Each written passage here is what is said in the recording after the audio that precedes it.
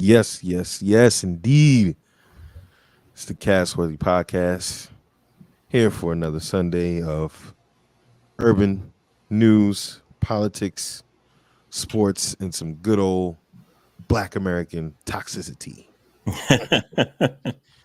I'm EJ Stewart here with my good man, the VP, and our leader, last of a dying breed. Big Steve is on the way. He's getting himself together. VP, man, how you doing today, brother?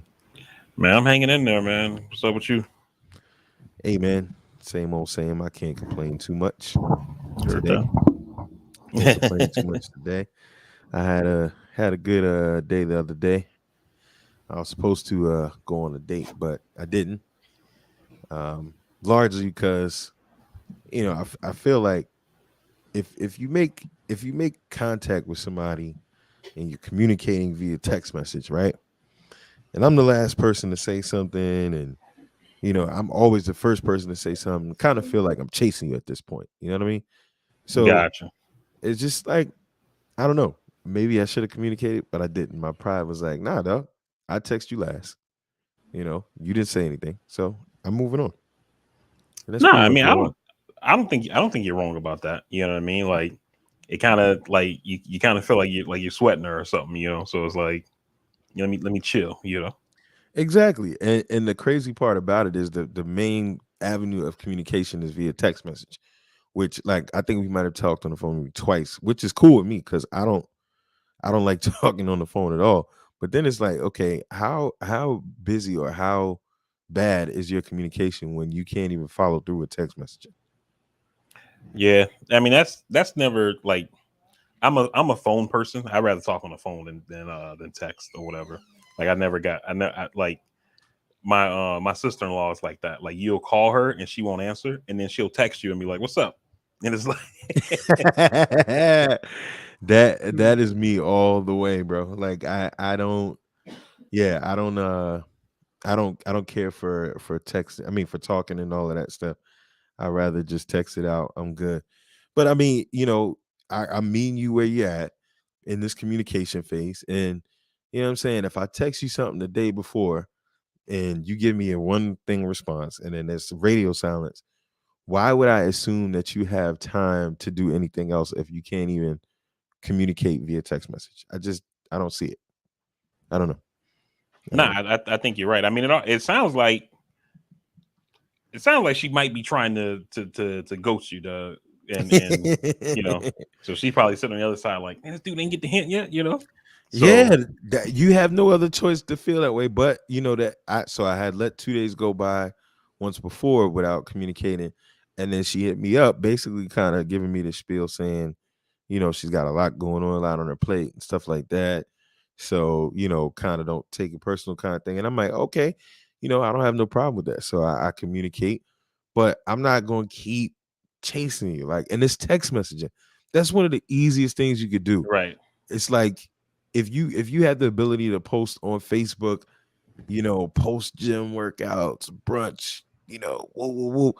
How is it that you can't respond to a text message? Right. Or even like you like, hey, give me a minute. I'll hit you up in a minute or something like that. Exactly. And that was something that recently came to a head for me. Like, with the other person I was talking to for a good amount of time, we were having communication back and forth. It was about some serious stuff going on. And 2 days went by. I hadn't gotten anything back. Mind you, again, this is text message. So when I do finally hear from her, she had took a flight all the way to California, 5 hours, then went out to the club, went out to brunch, everything, and then hit me like, "Oh, I didn't want you to think I was ignoring you." I was like, "Clearly you were. You got to board a flight. You gotta check in at TSA. You gotta get Ubers. You gotta confirm with your people where you going. You Right. know what I'm saying? Then you went out to the club. So I'm like, okay. At that point, what should be my response? How should I feel about that? Exactly. Like you got to get to the airport like 2 hours before your flight. Then you're waiting at the gate to board. Then once you get on, you're waiting for them to start pushing back to take off. Most planes got Wi-Fi, you know. bruh. And So you've been through the airport. You've had to use your phone several times, right, and I'm just like at that point, man. Hey, I'll just let it go. It is what it yeah, is. So, yeah. hey, but what you been up to this week, man? How's the week been going? Not much, man. Just pretty much work and that's about it. Nothing exciting over there. Nothing exciting, man. Just watching this crazy ass drama that is my Miami Dolphins. Other than that, just been chilling, man. Yeah, we're gonna get into that. We're gonna get into that. Let's start off. Let's start off with some other stuff because I feel like at the NFL, you know how we can go pretty wild for that.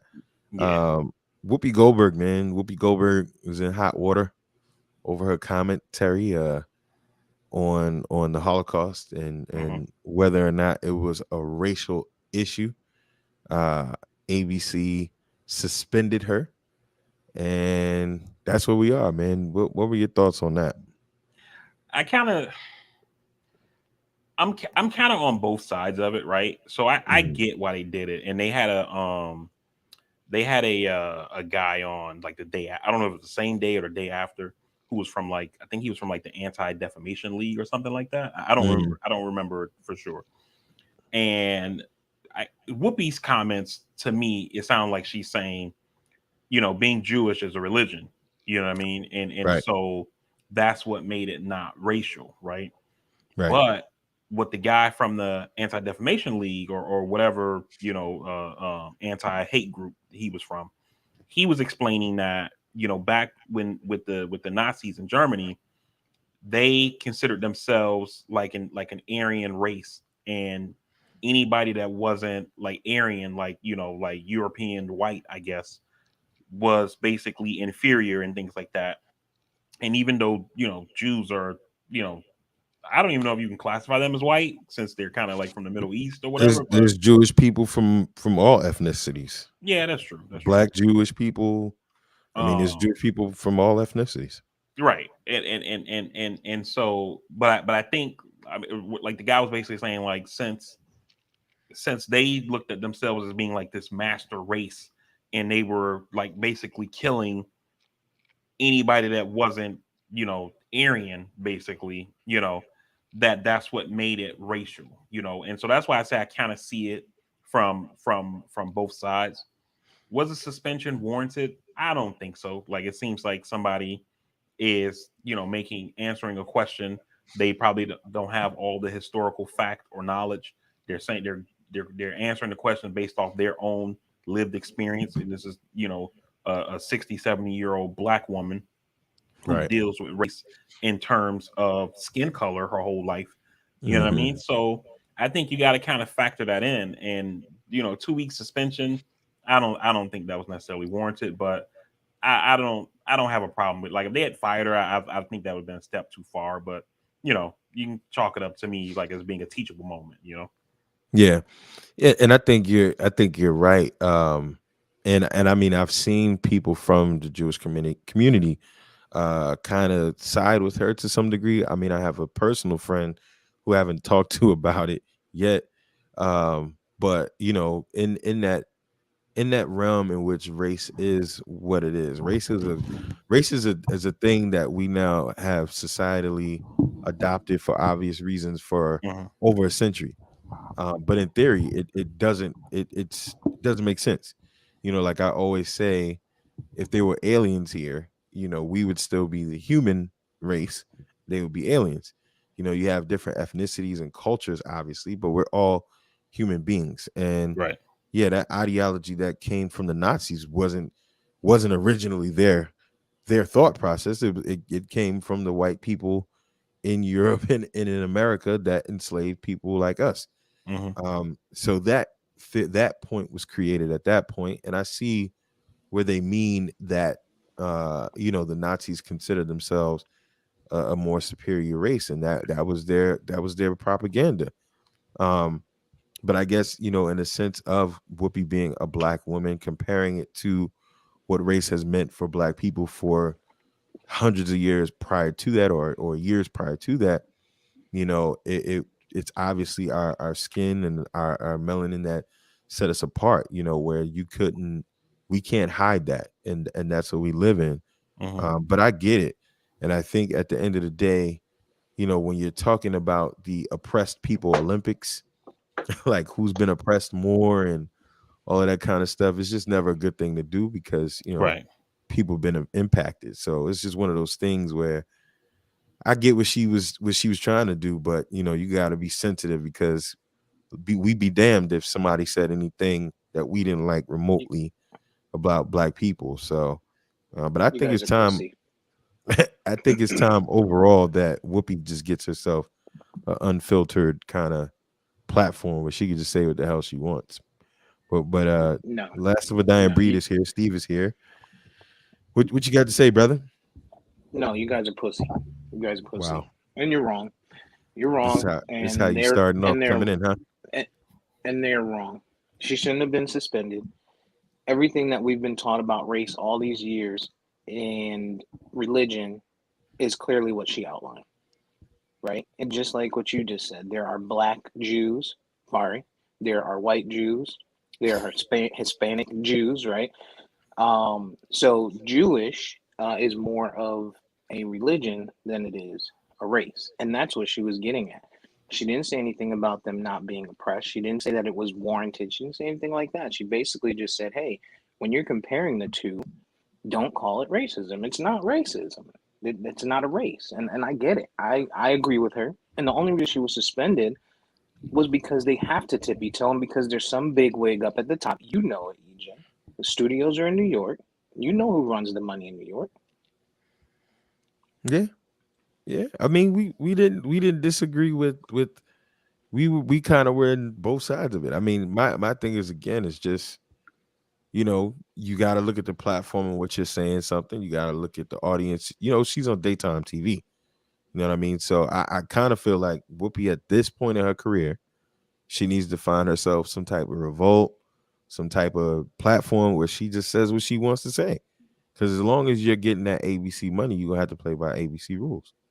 And that's all it is. I mean, ABC has consistently taxed other people, whether they're black, whether they're white, on ESPN, other platforms. That they're making it clear that they don't want to offend anybody. They're not in the business of offending anybody. And even if you have a point, and I'm gonna say something about this later, even if you have a valid point, if you're offending someone and you're on that kind of platform and you got to give a damn, that you got to expect that. I mean, I don't think it's a function of um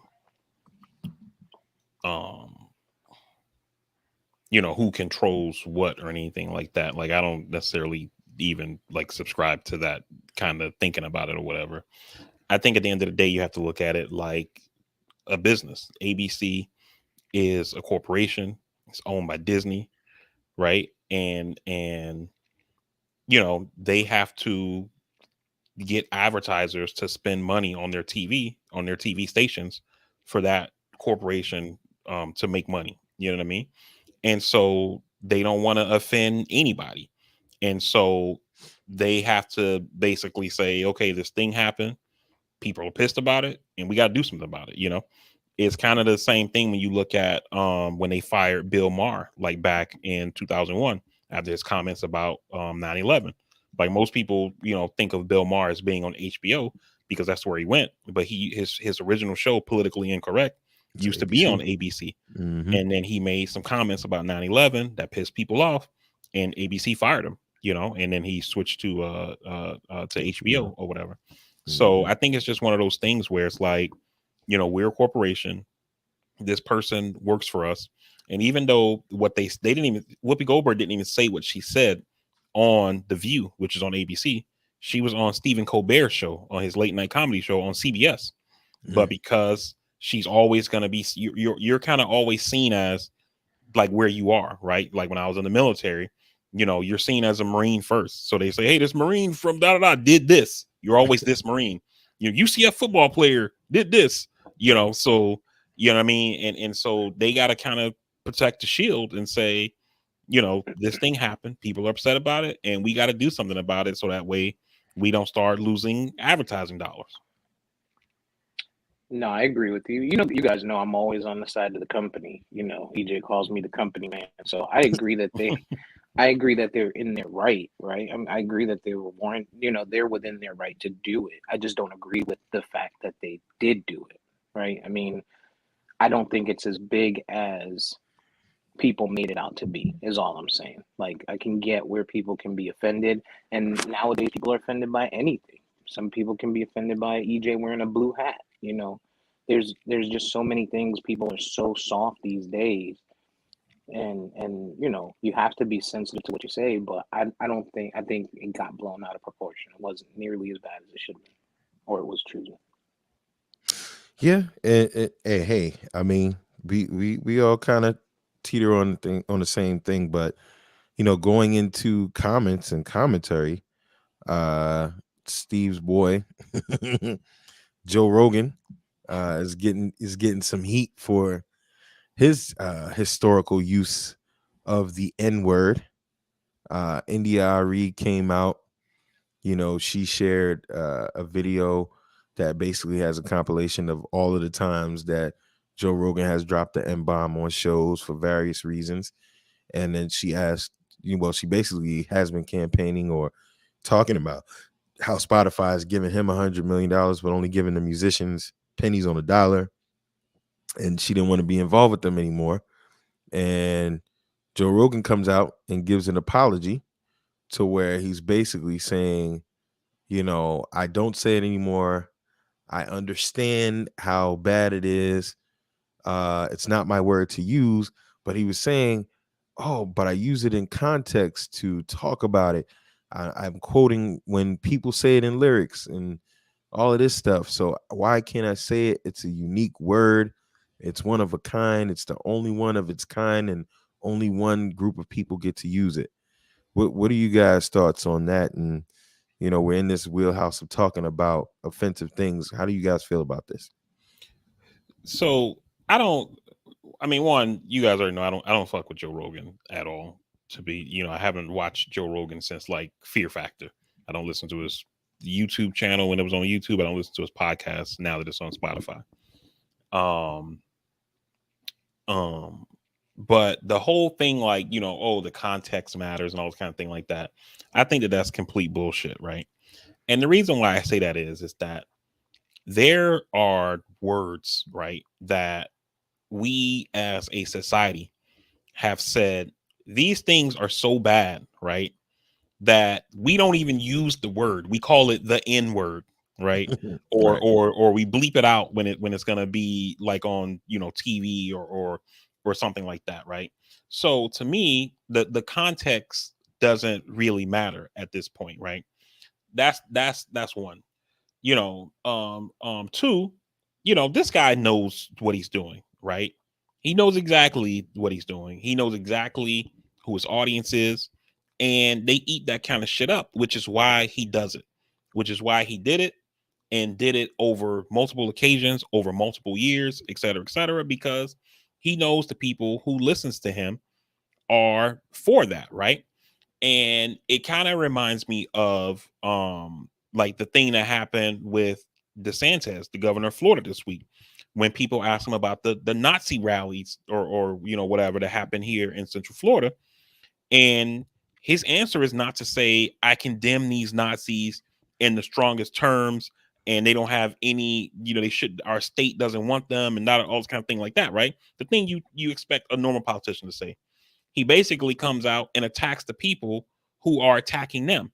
And it makes you think about the comment that Andrew Gillum made to DeSantis when they were in a debate against each other, when they were still running for governor of Florida in 2018, when he said, I'm not calling Ron DeSantis a racist. I'm saying that people who are racist think he's racist, And so I feel like it's the same shit here with Rogan. You know what I mean? I don't know if he's racist. I don't know what's in his heart, but I know that people who are racist think he's racist, and that's enough for me.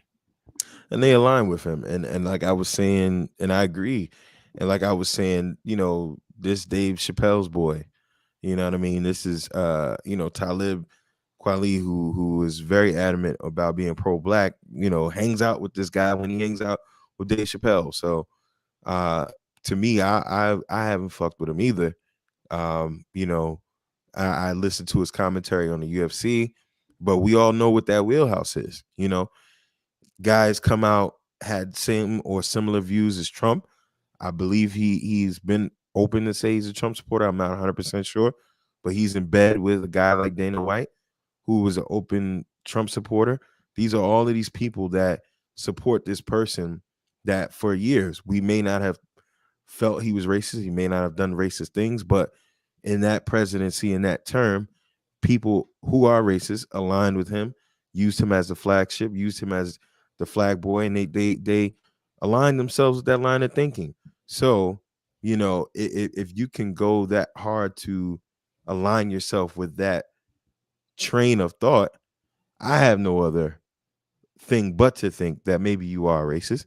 Um, Looking at the videos and some of these times that he said it, you know, some of the context, you've done it jovially, like you've done it jokingly, you've done it to a point to have fun with it. So I don't know that you were ever always trying to make a point and be so scholarly about it. But it brings me back to my point that I've always said, that while I personally try to remove it from my vocabulary in public settings, I try to minimize using it on the pod, because I think that if as a people I think we're kind of the only people as black people that run with this word and say, oh well, you know, when Jay-Z came out, said, oh, we took the power from it, you know, and we use it in all our lyrics, we use it in all of our discussion. I think we're the only culture of people that kind of do that and keep it alive, to whereas i.e. the Jewish community or another community, they're not using the oppressive words to their culture as frequently as we do. And then you get these nut jobs that continue to say, well, they use it, why can't we? Yeah, he's comfortable, you know, and for him to have been that comfortable saying it all these years is just, it's unacceptable, right? I mean, how many times do we see mention of white people just not saying it when they're singing a song? You know what I'm saying? Like a song comes on and they stop. They stop in their tracks. Like you got dudes that are accepted by, you know, the black community, you know, hip hop artists, stuff like that, that people might, you know, attach to black people in a sense, and they still don't say it, right? It doesn't make them black in any way, and they don't get a pass to say it. So why should he get a pass to say it just because he feels like he's making a quote unquote point? And to your point, a lot of times when he was saying it, it wasn't just to make a point. He was quoting, oh, well, so and so said nigger. So and so said nigga. This guy said nigga. Like you shouldn't feel comfortable saying that as a white man, like at all. You know, in the same sense, they look at how much flack. I don't know if you guys saw the video, but the video came out yesterday, I want to say, or the day before, of the mayor of New York from 2019 calling or referring to the police officers as crackers, saying he said something like, "I'm on those crackers' ass every day" or something like that. And they're giving him a hard time, right? But the word cracker was never used to belittle or demean a whole race of people. So you're going to tell me it's okay for a white person to say nigga, and we should accept his apology of, well, I didn't say it to somebody. You know what I mean? But you're going to give you know, the mayor, um, you know, all this flack. That just doesn't. You can't have both ways. But I mean, you know, but that's kind of how things always are, though, right? Because I mean, when you think of situations when it comes to black people doing anything, you know, when black people express political views, it's, you know, shut up and dribble.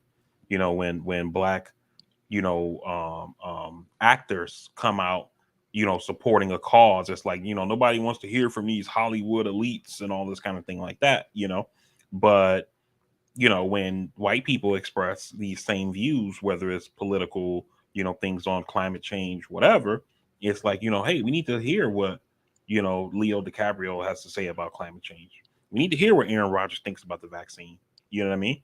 And so it's just another one of those things that are used to basically marginalize black people, saying, You don't matter. Your opinions don't matter. Your thoughts don't matter. Shut the fuck up. Stay in your lane, and let us handle the important shit. Question for you guys: do we, as a people, as and not us as entertainers? Obviously, we're not on any of these mega stars level, but the Jay-Z people, like, saying we've taken this word back. I say it all day. Do we as a people have a responsibility to not perpetuate this word? When you think about our ancestors, our grandparents, those, and etc., I always think that we're doing a disservice to the legacy that they had, because when they were actually in the sit-ins and protesting and getting hit upside the head, this word meant so much hatred and vitriol towards them, for us to be carrying it along the way we are. Do you think we have a more of a responsibility to not do this?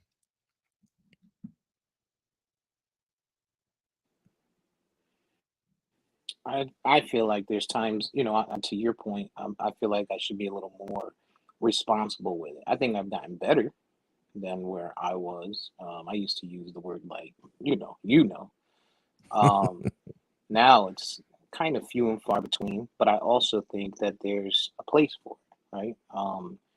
If I'm in an area or a group of people and there's white people present, there's a slight chance, very low chance that I'm gonna say it. You know what I'm saying? Um, no matter who I'm with. So I have to be in a really comfortable place personally to use it. I'm not saying that justifies it or anything like that. I've tried to get better with using it, but it's part of my vocabulary, man. I've been saying it since I was 15, 16 years old, probably even earlier than that. So it's a hard thing to just stop, as much as I may want to. Yeah, I'm kind of in that same boat, man. Like I've tried to not use it as much, and I still find myself doing it. Um, and I understand what like a Jay Z, or I heard Cube say this as well. Like, it's a hard word. We're taking the power back, all that kind of thing like that. And I think a lot of times when we use it, like, we mean black people, like, we're trying to be like endearing and stuff like that. It's not one of those things that's used amongst each other like in a derogatory way. But to your point, EJ, we kind of have carried on the legacy of this word. It's kind of one of those things where it was like, it was good intentions behind it, but it may have also just gotten carried away. Yeah, and we've literally kept it alive, and I find it hard. Like, we're the only culture that, whether it's people of their orientation, just like, when there were certain words used to describe, people's orientation and stuff like that, people said, hey, this is offensive. They got rid of it. People don't say it as much. We carried this word, and I look to people before me, like guys that I know that are alive, that were, protesting in the 60s, and they don't say the word because they literally have been hit in the head, hit in the face, while getting called this thing from white people. And here we are, generations later, just thinking like, oh, it is what it is. And it's like, what part of us do we feel like this is just okay to disregard, our people before us, and just carry this along? I don't know. So I kind of struggle with it, and we keep it alive when we're giving these guys Joe Rogan. Granted, he's doing this on his own, but this is always the glaring example that they say, well, you guys say it, so why can't anyone else? I don't know. It's just, like we all said, we just trying to do better. Go ahead, Steve. Nah, and, But and I think you have a great point, EJ. And part of it just goes to the education system, right? We don't teach history. It's Black History Month right now, and even if you didn't have all this shit going on in schools where they're talking about critical race theory and banning books and all this kind of shit, which is just, I mean, it's just outrageous if you think about it. You know what I mean? Like, we're banning books. Um, but even if that wasn't going on, and this was 5 years ago, or whatever, you know, Black History Month, kids are gonna learn. I have a dream. Rosa Parks didn't give up the seat. Probably some Barack Obama sprinkled in, first black president, maybe word or two about Kamala, first black VP, and Thurgood Marshall, and that's kind of it. Harriet Tubman, call it a day. And people don't learn about the struggle. It's like when you think about the civil rights movement, right? If you think about the way that we were educated, it was like there was slavery. Harriet Tubman freed some slaves. Lincoln did the Emancipation Proclamation, and then Martin Luther King gave a speech, and then everything was all good. And people don't talk about the struggle and stuff like that. And it's how, like you were saying, when you talk to those old heads, they don't use that word.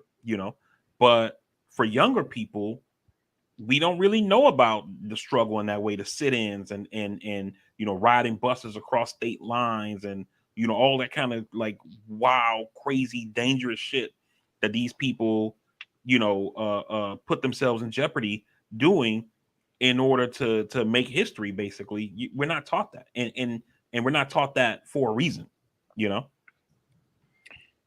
made part of my point, Barry. Part of what I was gonna say is when I was in 6th, 7th, 8th grade, shout out Mr. Martin, rest in peace. He was an older gentleman, and when he was our history teacher, and when Black History Month came around, we had to do reports. Like, we learned a lot about Black history, right? I don't know that was a North thing. I don't know if that was a specific individual thing, right? But when you say not knowing the struggle, right? Mr. Martin was probably in his 50s, and this was 30 years ago, right? So he saw it. So he could either conform with it and be like, well, this is okay, or this was not okay, and I need to make sure people kind of know what took place. And I think he went with option B and taught it in his classrooms. These teachers that we see now, right? We always say it when we see these cases of, students sleeping with teachers, they're young. And if it's not being taught in school today to them, and it hasn't been taught in the last 15 years, hard body, let's say,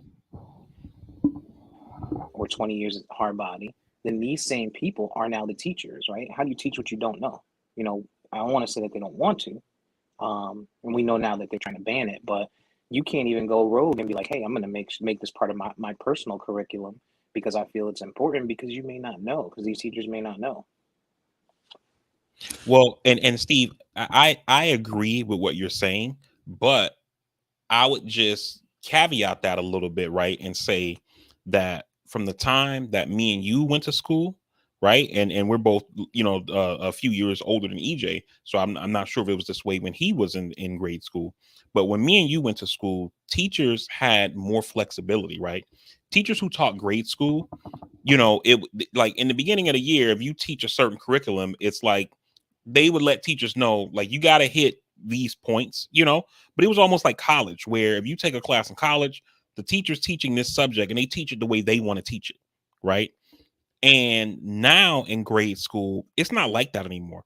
It's the county, the state that's mandating the way they have to teach topics, right? And so that's how you get to a point. I don't think it's necessarily a thing about youth, and that may play a role, right? But I think it's one of those things where the government is essentially telling people, when you teach this subject, this is what you have to tell these kids, right? It's the same thing when you talk about a policy like abortion, for example, right? You go to certain states, the government mandates the things that doctors have to tell the patients when they talk about abortion, things that are scientifically false. You know what I mean? And it's the same thing when you talk about teaching history. The government says you got to teach it this way. You got to tell them X, Y, and Z. You can't. It's how people learn that slavery was about economics. You know what I mean? How many times have you heard that shit before? Or not slavery. The Civil War was about economics. And it's like, economics of what? The economics of enslaving a group of people to make them work for free to produce riches for another group of people. So even if you want to take the economic route, which is complete bullshit, you know what I mean? It was still about fucking race, about keeping people as property, But a lot of that shit is government, man. I ain't mean to cut you off, EJ. Go ahead. No, but to take it further away from both of you guys, I don't even put it in the laps of our educators solely, or even that much. As we said, just culturally, as looking at the leaders in entertainment. Let's look at the last 25 years in rap music. You have that span of rap music in the 80s to about 90, 91, where the word isn't even being used. LL didn't use it, Rakim didn't use it, Big Daddy Kane and those prior to them didn't use it, right? And then when you look at the entertainers of old, the Sidney Poitiers, the Belafontes, the all of these people that James Baldwin, that would come out and really say what their position is on race in this country and speaking about the atrocities. I think our entertainers have, because they are benefiting from the wealth of today's times, even with the athletes, Bill Russell, Jabbar, Ali, Jim Brown, all of these guys and these men and women, they were in a position to where they let us know as a people from their perspective, hey, ain't shit changed. Bill Russell, they love me in Boston, but I'm still getting called nigger. You know what I mean? Our entertainers today have gotten so far from that, where a lot of what we're getting and a lot of what our generation and our youth is getting us from these people. Now, we always kind of teeter on how much we give our entertainers power, etc. But we know they drive the society, they drive our culture. And it's almost like we almost forget the past. We always talk about, again, what's being taught in schools. It's like, if we don't really put this in the face of our generation today, there's going to be, people Ashton's age that's going to grow up and not really truly understand unless someone really takes their time to make it real for them. And even though slavery and everything, we can still tap people to this day that were either direct descendants, they were born right after it, whatever. We have accounted that stuff. But to y'all point, it's not being hit home, and not just in the classroom, but not even in our culture. So it's like, when we throw that word around, we're not getting the pain of it. We're really just getting the washing of it, and we're just using it with total disregard from the past. It's kind of Yeah, I sad. agree with you. It's But kind of sad. the one last thing that I wanted to say earlier that I missed on was, and we don't even going to talk about it, but it's just a observation is, we talked about Whoopi Goldberg being suspended, right? But Spotify hasn't done anything, or didn't do anything until recently, when their stocks went down, shit, almost 50% this past week. Hmm. And they only removed like 70 episodes. He's got like 100. He's got like 100 plus, and he Last probably I saw, it gets was like up to like 110 or something like that what, his episodes. that they've removed. Oh yeah, I mean, But still, like, why? Like, okay, you remove these episodes. I mean, the person still exists. Right, You know what I mean? right, You still got them on your platform. Making right. making podcasts. And what's really sad about it is that, like, we all know from just if you've watched a decent movie or listened to a radio show and that kind of thing like that, like, there's tons of vetting that goes into a show, or Hiring whatever, them. before it's kind of put out there to make sure, like, this is something that we want to associate our brand with, et cetera, right? And either Spotify didn't do that kind of vetting to make sure that Rogan is somebody they should pay $100 million to and broadcast him worldwide, on their platform, or they did and didn't give a fuck, you know. And to me, both are just as bad, regardless of which way it went. Right? Like you literally. I mean, you can't get a job that makes $12 an hour without doing the background check. You guys, motherfucker, $100 million without, like, taking a look at the things he said in the past. Like, come on, bro. Not only Yeah. that, he was already on their platform and contracted to them before the $100 million contract, right? So Mhm. they knew what was there. It's just now we Right. finally have some people, shout out to NDRE and others, for having a fucking backbone. And it's funny that this backbone that has taken place in regards to Joe Rogan, a lot of it started with a white man. Now, granted, his was more about the misinformation around COVID and stuff like that, Neil but Young. yeah, it's leading us into the right direction. I think again, he has the freedom of speech. He has the ability to say what he wants, just like we do. But the difference is we're paying Spotify, right? So if they're paying him, since they're paying him, since they're contracting him, they need to take some type of action. If they're not going to, then they need to be held accountable for what their employee is saying and doing. And it looks like they are. Right. And I would just push back slightly on what you said about the freedom of speech thing. And I think we get caught up in this when we talk about Freedom of speech. speech issues when it comes to Mhm. these kind of situations, right? Yeah, you have freedom of speech to say what you want to say in your own, thing, right? You don't have the right to say whatever you want to say on Spotify. Spotify doesn't have to host you. You know what I mean? They're a corporation. They have some kind of rules in their corporate governance that say, this is unacceptable to us. And if you want to work here and get paid from us, then you have to conform to these rules that we've laid out, right? And so, while I get it, we do enjoy freedom of speech in this country or whatever. You don't have, it's not your right to just be on Spotify or whatever, And then also, I also think that the speech thing gets tossed around sometime, and people think that freedom of speech means freedom from consequences, right? Right. So Right. you get to go out there and just say whatever the fuck you want, and then when people react to it, it's like, whoa, I got my free speech. You can't just, I got my rights. You can't just be coming at me like that. I'm allowed to do and say whatever the fuck I want. And then it's just it. And that's bullshit. Yeah, I think people don't realize that, the only piece in the freedom of speech is that we're not a nation to where if you say something just outright specifically, um, well, not specifically, but just outright that you're gonna, just get jailed or, Mhm. locked up or something. Yeah, it Right. extends to that piece, The but government shall make no law that abridges the freedom of speech. right, Spotify ain't in the Constitution. You know what I'm saying? right, and you're not. Hey, listen, you're not free from criticism.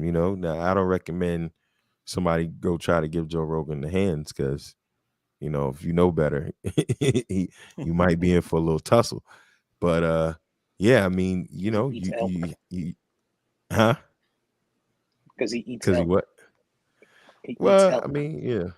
Well, he got a little martial arts background and all that. But he's not free from consequence, and that's just what it is. But I mean, again, you know, his homeboy is Dave Chappelle, and I doubt Dave feels any kind of way because Dave knows. So I mean, again, you got Dave Chappelle, guys like Dave Chappelle on the one hand that'll talk about, my mother, educator, my family history, all this and the word. But I'm pretty sure his mom ain't with that shit. I'm pretty sure his mom don't like that his friend Joe Rogan, who is a white man, drops an M-bomb like that. Pretty sure. I bet money. But Yeah. we There was we a make there it was a acceptable. report yesterday. There was a report yesterday that says that some of the Spotify staff has made mention in the past about concerns with the information that's covered on his pod. So that came out yesterday, and I'm interested to see where this goes. Yeah.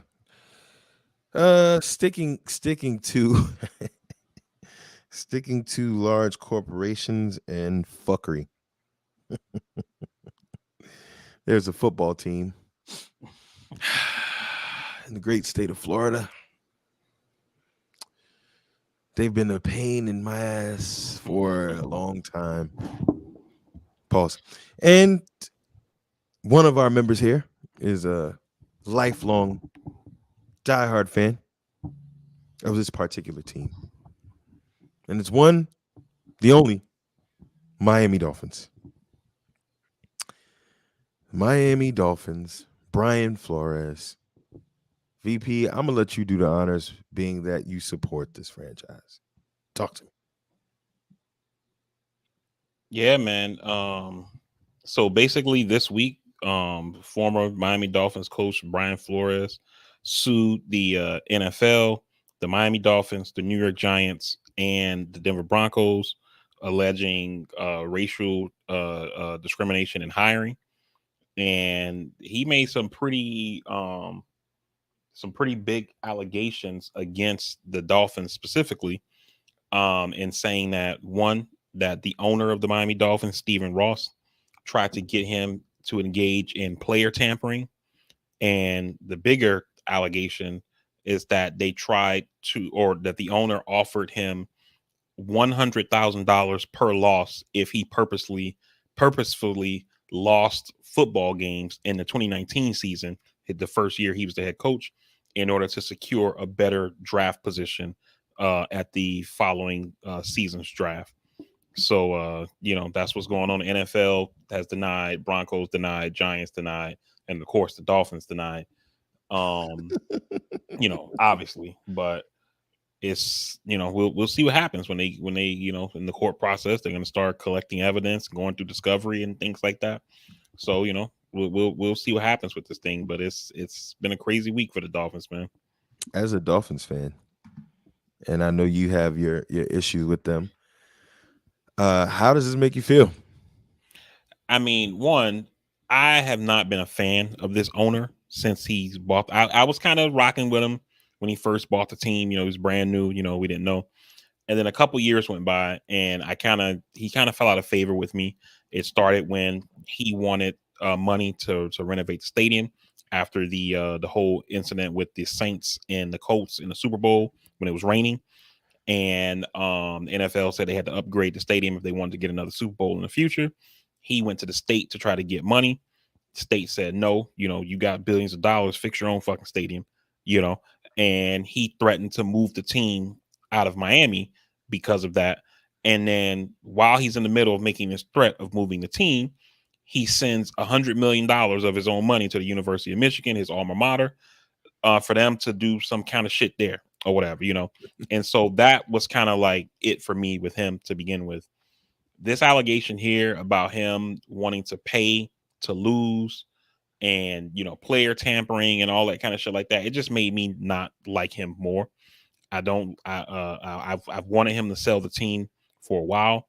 The only problem is that if he sells the team, we're gonna get another him, because right. the minority owner, I don't know his name, but he's part of the ownership group with Ross, and they have it as part of their like contract in the ownership group that he gets the right of first purchase or some shit like that. So if the team goes up to sell, he gets the right to try to come up with the money on his own or put together his own ownership group to buy the team before it goes like to the open market, and he's been here the whole time when all the fuckery's been happening. So I just imagine he's another Ross, And they're all Rosses. Right, no doubt. But the shit overall though, man, the shit is really sad, that you got a coach that won back-to-back seasons and he got fired. And it does seem like he got fired over some bullshit. Both sides right now. So he said, she said, we don't know what the truth is yet, but I already was in kind of the camp of that way of thinking on the Flores side with the discrimination and things like that. And as evidence come out, I don't think that much is going to come out that pulls me away from that position. Yeah, and we were on the pod. I specifically was saying it was a clear smear tactic on when he got fired, that he doesn't get along with management, et cetera, et cetera. Well, this is why, because you were trying to get this guy to tank. You fired him after 2 successful seasons, and it's the same rinse and repeat with the NFL. None of us are surprised that this goes on. Hugh Jackson comes out and says it happened in Cleveland. And the bad thing is, these guys, Hugh Jackson, it took him a little bit to get to winning, but he did eventually start to win. Flores wins, and then we see the hiring practices. You guys were talking about Deshaun Watson wanting to go to Denver with Elway. I was like, why would he want to do that? Elway comes from that Stanford culture. I've met guys that played with him that whole thing it's just nasty. Like there's undertones of prejudice and racism associated with these people going back 30, 40 years. And when you're talking about he goes into an interview and Elway comes in hungover, you know what I mean? Like, and then, you know, the Giants already knowing who they wanted to get, and we're just filling the Rooney Rule with this guy. And then all these inexperienced coaches that are getting shots to coach when this guy has proven to win with shit in Miami because the Dolphins are shit. This is just sad, you know, and this is the NFL that we know, and this is what it is. With Elway, I think Elway potentially gets or the Broncos organization, I should say, potentially gets a small a small kind of benefit of the doubt. And this is why I say that. One, they had just fired their black coach, which was Vance Joseph, and they were bringing in Flores to interview, which Flores was one of the hot coordinators that everybody was interviewing that cycle in 2019, right? Now, according to Elway's statement, he says, because Flores says they came in and they looked disheveled, like they had been out drinking or hungover, right? Now, Elway in his statement said that the night before they had flew somewhere else to interview another coach for the job. And so they flew there and then they flew back. They got back like mid-morning, like, 3:00 in the morning or something like that. And then, a little bit of sleep and then came in and interviewed Flores, right? So he's saying that was probably the reason they appeared disheveled, I'm willing to give a little bit of benefit of the doubt there. But for the Giants, that's the motherfucker there, because one, I told you guys when we talked about this in chat that I thought I was misremembering the sequence of events, because when they interviewed Flores, I remember thinking like they hadn't hired their GM, and then the GM gets hired shortly after. And so I thought I mixed up the sequence, that maybe they hired the GM and then interviewed Flores, because it didn't make no sense to me that you're interviewing head coaching candidates. You don't have a GM yet. GMs and head coaches are linked the same way coaches and quarterbacks are linked, right? So why would I interview somebody that the guy who has to hire the motherfucker hasn't talked to yet, right? And then for them to have him coming in on a Thursday to interview, and Flores is getting text messages from Belichick on Monday saying they're going with Brian Daboll, like that just shows you that they're interviewing black candidates. There's a token interview to satisfy the Rooney Rule, to say we interviewed somebody black, let's move on, right? Flores drops the lawsuit saying that this is happening in the NFL, like people don't already know that, including the NFL, right? And then a day or two after Flores' lawsuit drops, you hear the Vikings are bringing in the Giants defensive coordinator. I can't think of his name right now, sorry, to interview, which is a black coordinator. But they already have decided to hire Harbaugh, even though they haven't interviewed the black coach yet. And they haven't even interviewed Harbaugh. They haven't even interviewed Harbaugh. They basically said the interview, it was coming out from like Shefty and Rappaport saying that the interview was just a formality for Harbaugh. The job was basically his if he wanted it. You know what I mean? And so, at the end of the day, it is what it is, and the league has basically said, to EJ's point earlier about how all of them are Rosses, right? All the owners. That's where it starts with the Good Old Boys Network, right? They initially said, well, black people couldn't be quarterback. You couldn't be middle linebacker. You couldn't be a center, right? Those are the smart positions, right? Yep. And then you started getting, okay, this guy is fast, he's strong, he's smart. Okay, so now black people are middle linebackers, they're centers, they're quarterbacks, right? But then when you get to coaching, oh, well, you got to be a coordinator to be a coach. Now you start saying black people become coordinators, but most of them are on the defensive side, not the offensive side. It's like, oh, well, this guy doesn't call offenses, even though you'll see a cycle where there's 8 vacancies and 6 defensive coordinators get hired that are white, right? And then black people start coaching offense or whatever. Then it's like, oh, but this guy doesn't call plays. He doesn't interview well. It just seems like you don't want to hire black people at the end of the day. You know what I mean? Because every time you put a goalpost, black coaches surpass it, and then you move it. Steve? Is that just the NFL or is that America? Because I think, we're kind of dialing it into just one group but that's America. And I think we've been talking about it. We talk about it consistently. One thing that I didn't learn, shout out to Ryan Clark, I learned this week, just paying attention to this and being isolated, able to watch TV, is that people are acting like this is super foreign to be, like there's no possibility of this being true, right? But there's already the Rooney Rule that's in place. And I learned from Ryan Clark, and you guys might have already known this, that these teams get kickbacks on draft picks if they hire a black coach.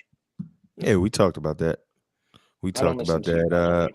We talked we talked about that on the pod last year. That the Ravens got a pick for doing that. I think it's not for hiring a black coach. It's for black executives. No, it's for minority. It's for people that qualify. Or minority. I mean, like if you hire like a minority. I forget who it was that got a pick. For the Dolphins got one. We got an extra Dolphins pick. Got one. Yeah, we got an extra third round pick because we hired Chris Greer as our GM, and then the Ravens had got one when they hired what's his name? Is it like Ozzie or something like that? Ozzie Newsome was an outgoing GM. I thought he's an outgoing GM. They hired someone, I can't remember. Yeah, but when they, like people at the executive level, when you hire a minority person, you get an extra third round pick. Yep. They need to do that everywhere. I'm sure we'd see the face of a lot of these corporations changing if there was some type of tax break for hiring black people into those roles. Yeah, wishful thinking. But yeah, I mean, we know what and like you are saying, Steve, the NFL is a microcosm of what America is. In that business sense, it's like Chris Rock said, about America being that uncle that paid for school. It's what it is, and we're avid fans. We choose to watch it, but it's like anything else. Okay, like I said before, if you're almost gonna have to boycott everything that we have because this is the country that we're in. Heinz ketchup, Kraft cheese, all of this stuff. It's sad, and this is where we're at. But I mean, shout out to Flores for taking the stance, because he's basically doing this knowing that he's going to be kicked out of the good old boys club. He's never going to be allowed to be a head coach, if at all, a coach in the NFL again, at least for the next 15, 20 years. Hopefully he can get his money from this suit to where he can kick back, maybe coach an HBCU or something, and develop men and do good that way. Because I mean, that's pretty much where Hugh Jackson is right now, being at Grambling, knowing he ain't never going to go nowhere in the NFL ever again. And it's sad, man, but these are the things that we have to do. And shout out to them during this time, in this day and age, where so many of those people in those positions that can take these stands aren't doing so. Right. So these guys are heroes in their own right, because hopefully maybe down the line, somebody like a Robert Griffin or someone who wants to be a coach can get a job and get a real fair shake at being a head coach. Yeah, man. I mean, you think about this current off season, right? I mean, we've seen in the past in the NFL, if you're a good coordinator, you get a head coaching job. Like it's like 2 + 2 = 4. Shit, you know I mean, people were getting head coaching jobs with less. No, right, and that's where I'm going. Kelly ain't never played the game. No, right, what's his name? Charlie Weiss. Right, and that's exactly where I'm going, though. Right, you got Charlie Weiss. He was the hot coordinator. Boom, he gets a head coaching job at Notre Dame. Romeo Cornell, hot coordinator with New England. Boom, gets a coaching job over in Cardinals. And Adam Gase, hot coordinator with Green Bay. Boom, he gets the Miami job. Fails at the Miami job, gets the Jets job. Right, but with black coordinators who are hot, Eric Bieniemy's been running one of the hottest offenses in the NFL last 4 years. He's not getting a coaching job, right? He's gone to AFC Championship 4 years in a row, Super Bowl 2 times, won a Super Bowl once. He hasn't been hired as a head coach, right? Cardinals hired Cliff Kingsbury, who had a losing record in college. They made him the head coach. You know what I mean? The guy Joe Judge, the other one Matt Rule. These dudes with mediocre records, right? And the cherry on top is in Houston, who still has an opening right now. Josh McCown is a finalist for their head coaching job. He interviewed last year for their job, and he interviewed again this year twice, and is now, according to media reports, a finalist to get that head coaching job. And let me read off Josh McCown's coaching resume for those who are listening and don't know. Josh McCown's a former NFL quarterback. After he retired, he went on to become a volunteer quarterbacks coach at his son's high school. That's it. He is interviewing for a head coaching job in NFL, and his only coaching experience is a volunteer quarterbacks coach at a fucking high school. Eric Bieniemy doesn't have a head coaching job. Byron Leftwich doesn't have a head coaching job. You got to be fucking shitting me, yo. Yeah, yeah. And again, I And always Josh say, McCown's white, by the way, if people didn't pick that up in context. I always say that the NFL, it employs over 70% black men. But again, this is America. You have the people out there that are like, well, I don't watch the NFL anymore, but we'll still watch the NBA. Newsflash: the NBA and the NFL, they're the same people. They're in bed together. It's the same thing. It's literally the same thing, same ownership mentality. Granted, there are more NBA head coaches now, but the ownership is one, and even when you look at the hiring and the GMs and everything, these people are in bed together. They wash money together. It's all the same thing. But we've made progress, right? Like you brought up the history. You still don't see many black centers to this day. If any, I think there might be one that I could think of right now. And there may be more in the future, but we've made progress. And all we can do as a people is salute and support the Floreses, the Hugh Jacksons, these people that are coming out and really sacrificing themselves for the greater good. Because one day we have to believe things will get better. The NFL has created a number of opportunities for black men and women all over the world. So it's one of those things, man. We know what we're dealing with, but we got to continue to push and make strides. Steve, you got something? How much validity do you guys put in? I heard someone say this week on one of the shows that I think it was damn it, I forget his name. Anyway, it's like we can be mad at the NFL, but it's hard to boycott the NFL because the NFL or Roger Goodell and his people do they put the right things forward to make it appear as though they are against this and that they're trying to control this, but it still comes down to the owners, right? Goodell can't control a $4 billion individual. Yeah, No, I think precisely right. Yeah, that's basically exactly the point, man. And in the NBA, the only difference is, and EJ's right about, these are the same people. You know what I mean? But the only difference is that over the last 20, maybe 25 years in the NBA, the players have taken more control of that league. Yeah. And in the NFL, they don't let that shit happen. Right. Players stand up, look like they might want to put the chest out or whatever. The league puts them back in their place. Stay in your lane, dog. And players associations. Yeah. And the NFLPA is extremely weak, to begin with. And the NBA's player association as well is very weak. It's just that active players have a shit ton of power because the NBA is a star-driven league, whereas in the NFL, it's more about the game. Shield. It's the shield. It's the game. Yeah, and that's basically the main difference there, and why players think about when George Floyd died, and Giannis and them boys in the bubble were like, we're not playing. That shit would never happen in the NFL. Never.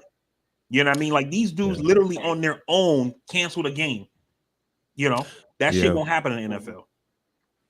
But you also Yeah, have to think about who the NBA appeals to, right? The audience of the NBA are young kids, like the hip hop culture. Thanks to Allen Iverson, shout out, because people forget. Granted, it goes back beyond that, but I mean, Allen Iverson is a huge pioneer in how he changed the NBA and people's acceptance of braids and tattoos and just the hood and right.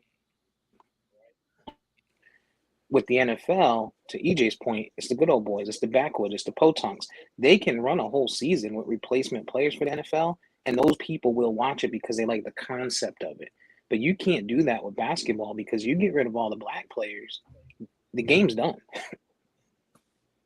you get rid of the stars, it's over. And plus, you also, like I told people too, you also got to remember how the games are lined up. You, LeBron, all of these people, all of these guys, they're visible. You can see them. No one knows who the hell the center is for the New York Jets. Because no one cares. We don't Good point. get to see them. They're not in their face. You know what I mean? So it's like it's two different games. Football players and basketball players are wired totally different. You know what I mean? We're wired totally different. Whereas the NBA, they can do that. Football players, they want to play. They want to play the game. It would need to be something extremely egregious for them not to do it. But they also know the game that they know the ball game that they're in. They know where they are. They accept it, and it is what it is. You don't really have on the NFL side a guy like LeBron James. Granted, there's a lot of guys that have been doing activism and doing way more things. Malcolm Jenkins, Ryan Clark has done a lot of things, but they're not household names. You know what I mean? To Steve's point, if you had replacement players out there, 70% of ticket holders, I would imagine, are not black. You know what I mean? The viewership. So yeah, I mean, even in the NBA, and just like you said, Steve, you can go to a game. I went to a Knicks game. Just the culture of it. White people adopt to the black culture aspect of the NBA more than anything else. So it's two different ball games, man. It's two different ways of leverage. And I mean, the overall point is the ownership to me is the same. It is what it is.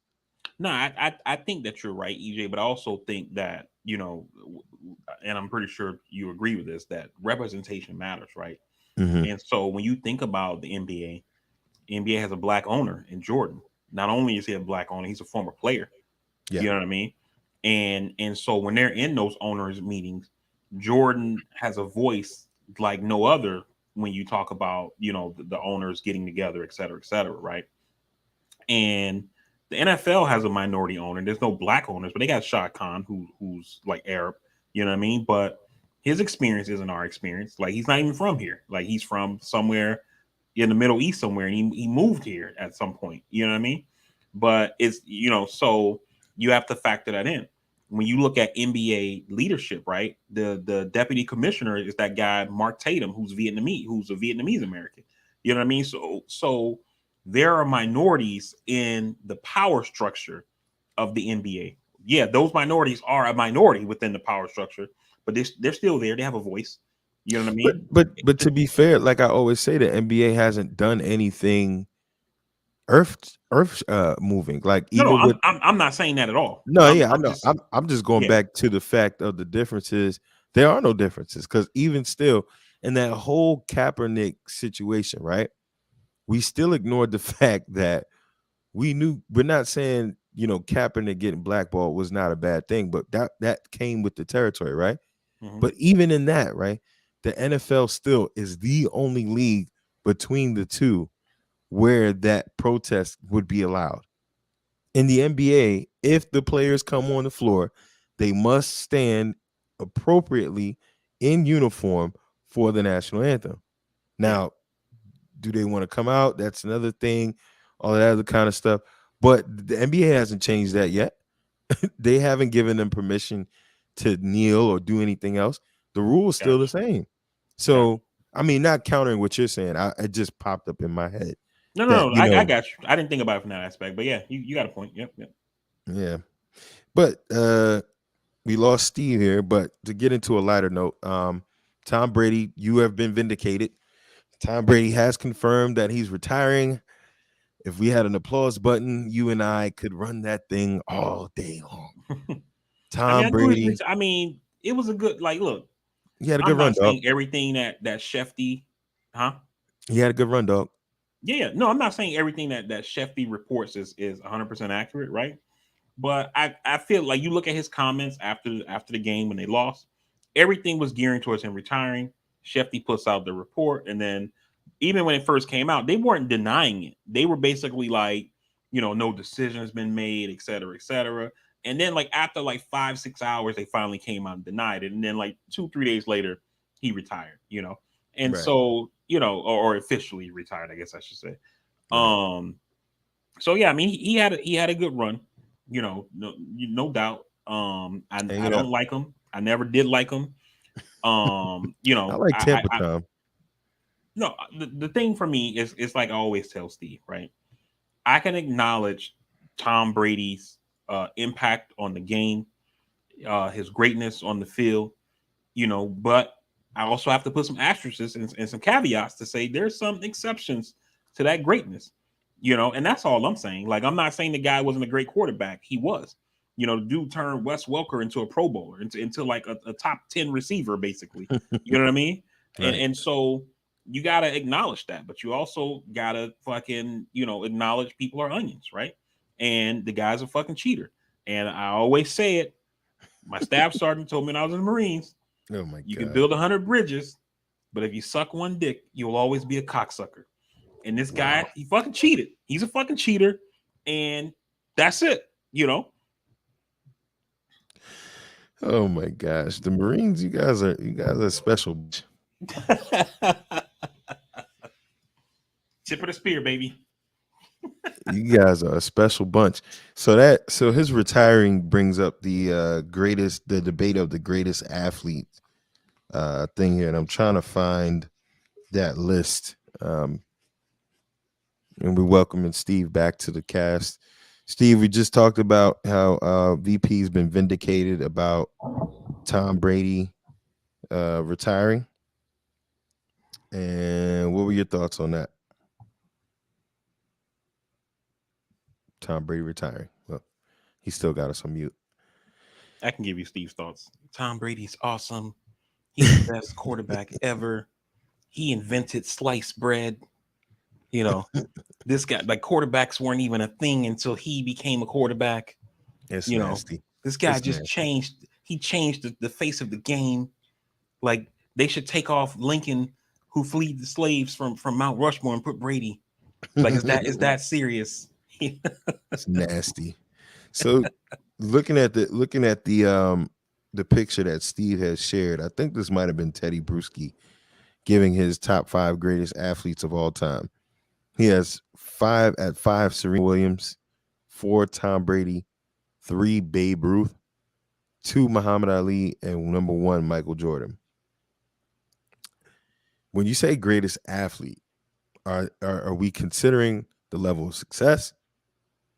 Are we considering how well they dominated the sport as an individual athlete? Are we talking just about their athletic ability? For me, I think it encompasses all of those things, which I have a problem with this list. Okay. I agree with you. I think it encompasses all of those things, and I also have a problem with the list. Yeah. Steve, are you coming back or what? What you got? Yeah, can you hear me? We Yep. got you. Yeah, So Vardy's a Tom piece of Brady shit. retiring. Yeah, Vardy's a piece of shit. We know that. He's a That's hater. not for debate. Um, This guy riding with no seatbelt. I'm going to get tested. Yeah, Vardy's a piece of shit. Tom Brady is the GOAT by far, hands down. He'll be missed, revered, just like LeBron James is a piece of shit to me.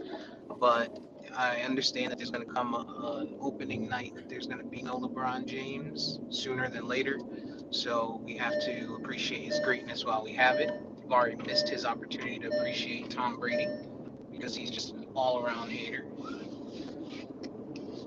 Why in And 2022 yeah, is they should your ass probably still go driving with no seatbelt on?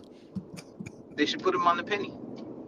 They should take But Lincoln off the penny and put Tom Brady's face on the penny. you're disgusting.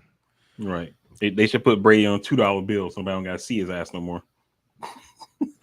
Should put Giselle on $2 bills.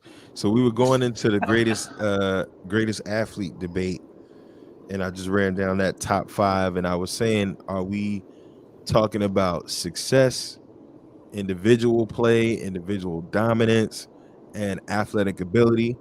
And for me, it should encompass those things if talking about the top 5 greatest athletes of all time. What do you think, Steve? I think, to me, a big part that you run into with these athletes like Teddy Bruschi and stuff is, and EJ.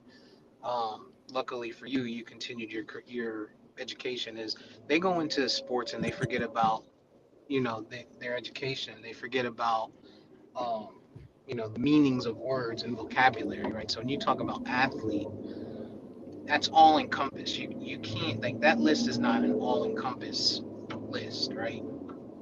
But you're saying breaking it down is what makes sense. When you're talking about dominance, if it's specific to dominance, how is Tiger Woods not on that list? Right. Right? You got Jordan, who was dominant. You have Muhammad Ali, who was dominant. You have Serena, who was dominant. But if you're talking about athlete, what we think athlete means, athleticism and things of that nature, how can you have that list without Bo Jackson? We've talked about it. Deion Sanders, shit, Michael Phelps to Vari's point. Yeah. So I hear what you're saying, Steve, and I disagree with I like, and that's why you have to, like what EJ said, right? We're talking about dominance on their sport, accomplishment within, and what was the other category, EJ? Individual athletic ability, I think. Right. So you got individual athletic ability. Okay, yeah, that's Bo Jackson, Dion. Dominance on the sport. I'd probably say more Dion than Bo. Yeah. And then overall accomplishment. Neither. You know what I Right. mean? Like, especially when you're talking about some of the other people. You got Tiger Woods, who has like the second most major tournaments, and then just pure dominance over like a 10-12 year period before he started having all the surgeries and shit like that. You And know the what I women. mean? Jordan, pure dominance. Michael Phelps in swimming, pure dominance over Serena, pure. I mean, when you talk about Serena, man, Jesus Christ, like, it used to kill me when they used to talk about the whole like Serena Williams, Maria Sharapova, the Russian girl, their rivalry, and I'm like, how is this shit a rivalry? Serena's up like 20-3. They played each other 22 times. Serena's won 20 times. That's not a rivalry. You know what I'm saying? That's an ass whooping, boy. Exactly. That's a spanking every time I see you, boy. Like, you know what I mean? Like, come on, bro. Like, like words gotta have meaning, and so I would take. I don't like that list that Teddy Bruschi put out. And then the other thing, like I said to you guys in chat when we talked about this a little bit offline, the thing I also don't like about it is that they're comparing team sports with individual sports. And I think that when you talk about accomplishment and dominance and things like that, an individual sport, I mean, that it takes a lot to be at that level and dominate and win and have that level of success for that many years in an individual sport versus a team sport, right? Because I mean, in 2003, right, 2001, 2002, 2003, or whatever the years were, if Adam Vinatieri goes wide right, I mean, are we really talking about Tom Brady that way? Mm-hmm. You see what I'm saying? And so you gotta kind of factor those things in, right? In a team sport. And then when you talk about a guy like Ali, we're talking about an individual combat sport, and so I think that those things kind of are a notch above a team sport in that way when you start talking about like greatest athletes of all time. And then you got to look at eras too, man, because the rules are players are playing under different rules. Like people love to say with the LeBron Jordan thing, like, oh, if Jordan played in these rules, he would average 300 points a night. He would. And He would. I don't necessarily disagree with the argument, but the point is that that's why some people like to say this person was the greatest of their era versus greatest of all time, because the rules are consistently changing, which allows players to be as great as they were. Right. I mean, if you think about last thing I'll say on this in football, right, for the quarterback position, think about Marino having the passing yards record back when you basically could fucking power drive a motherfucker without and not get a flag. Now if you look at the receiver the wrong way, they're gonna call a personal foul. So are can we say that these current day quarterbacks were better than Marino when you look at what he accomplished under more tougher rules, basically? Yeah, and even in boxing, I mean, Ali, might have been the most gifted boxer, especially of his era. Where he was fighting at basically at a cruiser weight at 206 pounds ish to guys like a Liston and Foreman that were, huge guys. And just his speed and way he approached the game. I mean, the sport, he was definitely the greatest of that era, athletically in that sense. But he's not even the most dominant boxer of all time. I mean, Sugar Ray Robinson, to me, is the greatest boxer that ever lived. The man fought over 150 plus fights, didn't lose. He didn't lose till he was about 130-0 or something crazy like that. Mm-hmm. So yeah, I totally agree. And I think if we're talking about pure athletics, Tom Brady probably wouldn't even be on this list because he's one of the most non-athletic football players out there. But he is definitely up there in the GOAT conversation. Just thought that was a little debatable. Plus, Babe Ruth being on this thing, I mean, he was physically not gifted at all. I mean, Right. I respect him though, drinking a beer and smoking a cigar before a game. I can definitely get When you that. talk about a Babe Ruth, right, especially like in baseball, I mean, when they say great, they're talking about hitting. They're not talking about what he did on first base or whatever position he played. They're just talking purely hitting, Right. right? You know what I mean? And how can, like, you're not even your judgment of this player doesn't even evaluate his full game. And so how can he be on the list of a greatest of all times? Like, elite, like when people talk about Jordan, you don't hear just about scoring titles and points. It's like people talk about, Jordan was a monster on the defensive side of the ball. You know what I mean? Like the complete player. You know what I mean? This guy is just like, oh, he was a great hitter, so he's greatest of all time. Like that. Come on, dog. Right. Go ahead, Steve. He was a pitcher. He was a pitcher. He was a pitcher. True. True. True. True. Well, that we can end it there with the NFL and sports and all of that good stuff. Well, Pro Bowl is this weekend. I don't know anybody's really gonna be tuning into that. Super Bowl next week. Yeah. Yesterday the Senior Bowl was played. I was doing my regular scouting. Ravens, holler at me if you need some work. You see a quarterback from it now? The kid from Pittsburgh is he still looks consistent to me. I thought he was one of the better quarterbacks. He'll still be a project, but I think y'all have tools around that could bode well for a guy like him coming in. So I don't know. Same thing. It's gonna be interesting to see in Tampa what happens now that Tom Brady leaves. I think Kyle Trask from Florida should get a good shot at it. Obviously, it'll be good for ticket holders, people that loved University of Florida, especially when he was there. He had a year to sit behind Brady. That's going to be interesting to see. So, yeah, it's with Brady retiring, it's going to be interesting to see the changing of the guard. Ravens fans crack me up right about now. They're salty, number one, that the Bengals are in the Super Bowl, but number two, they have a huge problem on their hands. Eric DeCosta is not Ozzie Newsome. They got about 20 plus free agents, and they haven't re-signed Lamar Jackson. So it's going to be interesting to see the landscape changing there. But before I get too much into that, VP, I want to give you some time to give us our political moment. It's about 11:40. I'm about to get me a beer. Go. Yeah. So so this week basically Biden is still in the hunt for his Supreme Court nominee. Um, you know, since as a black woman, people are talking all of this crap about, who's qualified. He shouldn't have said it was going to be a black woman. Even if he was going to choose a black woman, he should have looked at all candidates and then just landed on a black woman. And it's like, why? In the 80s, Reagan said he was going to put a woman on the court. Nobody said shit. Trump said he was going to put a woman on the court to replace Ruth Bader Ginsburg. Nobody said shit. Biden said he's going to put a black woman on the court. And people are like, oh, this, you can't just point out a specific person. Like, get the fuck out of here, yo. It's because it's a black woman. People all up in arms. So, so you got that going on. We should know by the end of February, according to Biden, who he's going to nominate.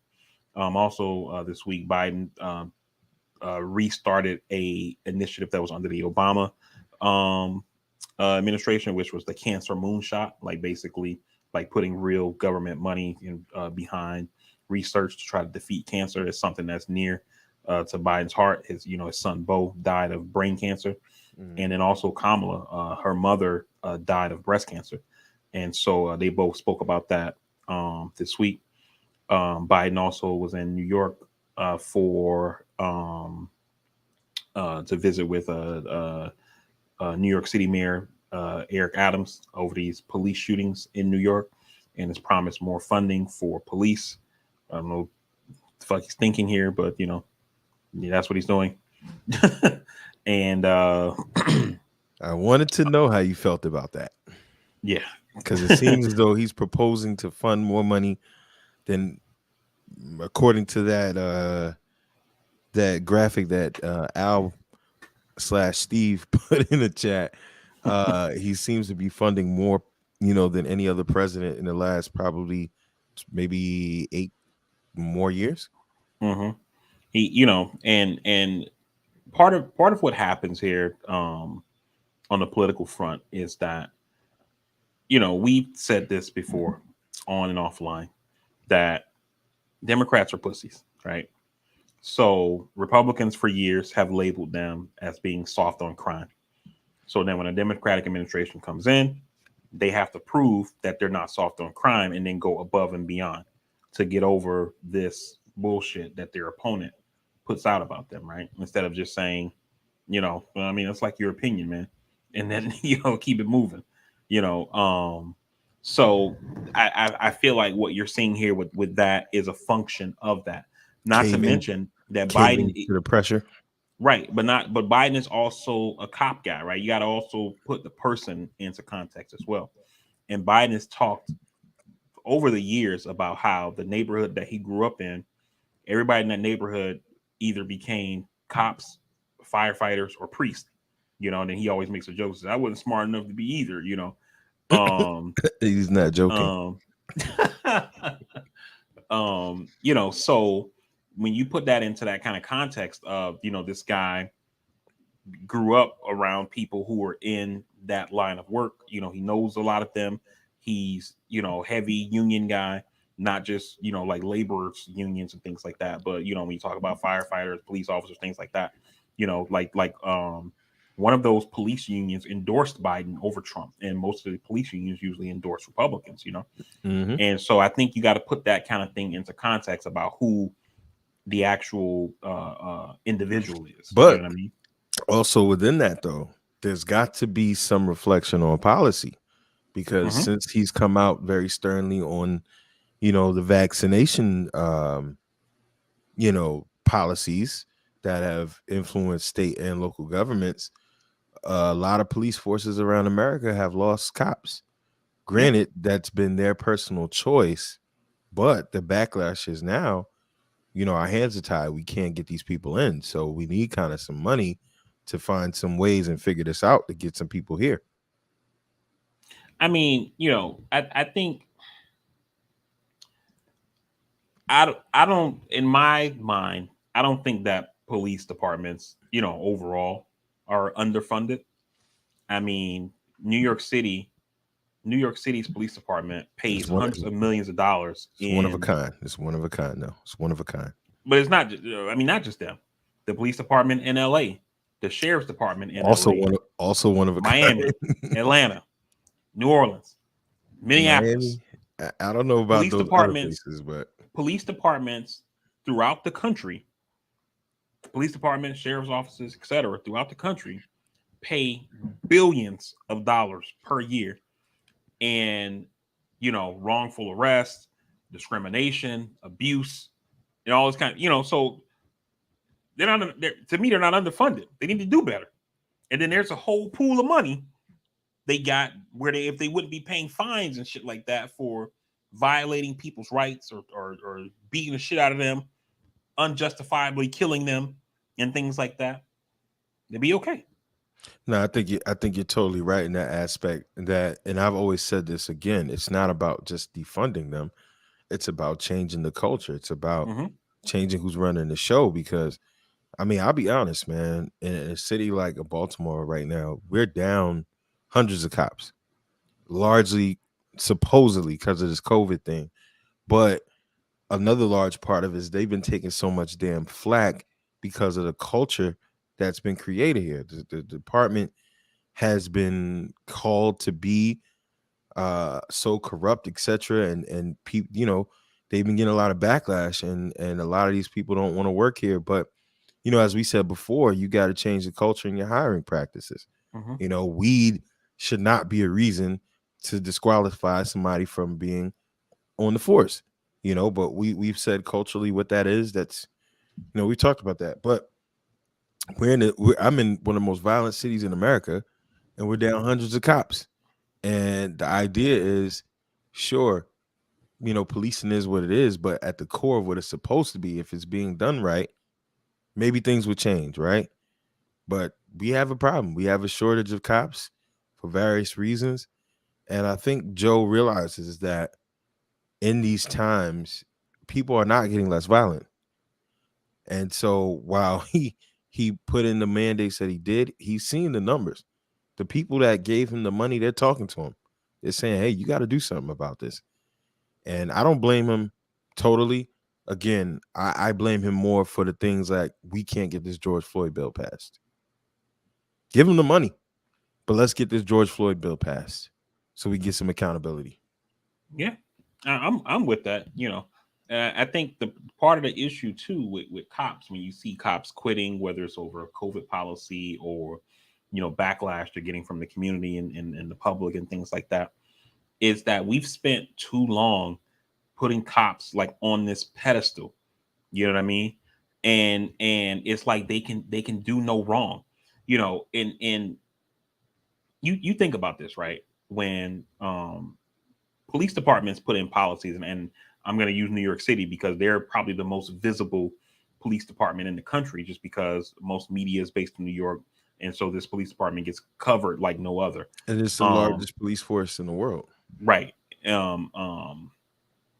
But there are times when, like De Blasio, for when he was mayor, would say, "We're going to start doing X, Y, and Z," and the cops, the police union, would literally say, then the rest are going to go down. We're going to stop doing this or that.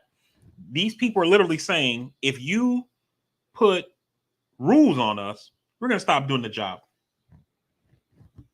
Where the fuck do you get to do that at?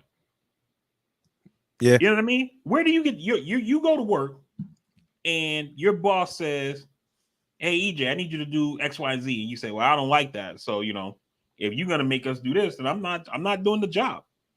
And then you're still going to be paid. Like, come on, bro. Like, so we got to fall back from that shit. Being a police officer is a job.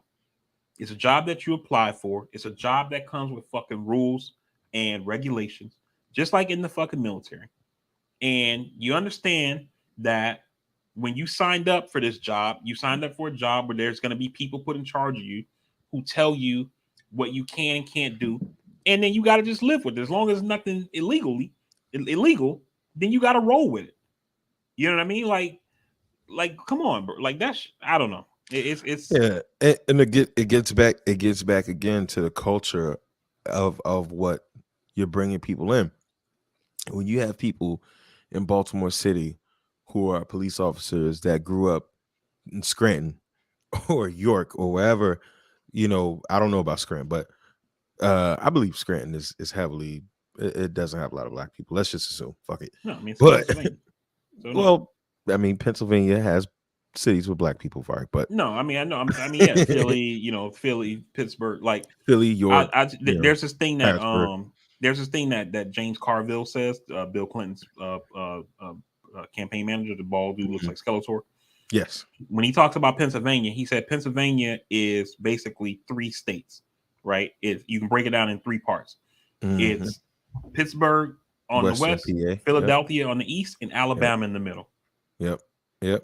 And so when you have these people that come from these areas and they work in the city, and you give them the power that comes with being a police officer, see that's a job with great responsibility that, you know, people really need to have the understanding that this is what you're doing.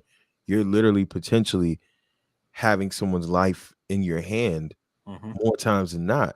And that's why the George Floyd bill and others maybe to come after it, or others that exist locally or wherever, is so important, because like you say, we have to have the checks and balances. We have to have the accountability. You can't just say you're going to do this or do that and you're a police officer. You have so much leeway to do so much to someone just by judgment. You know, that whole thing. So it's I agree with you, man. It's one of those things, but I think all of these things play a role, you know, COVID, the culture, everything. I don't know that funding them more is going to be anything. I am happy that Joe and Kamala are pushing to get some real funding towards cancer, because I think with all the technology that we have these days, I can't see how we haven't made more strides on this thing.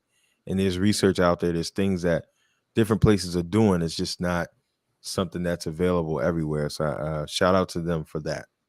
But yeah, I'm with you. Anything else on the political front that we might have missed real quick? I mean, other than that, like on the national side, I would say no. Okay. Hey, all right. We're about 140. I just cracked my first beer. I'm apparently not going to do anything serious today.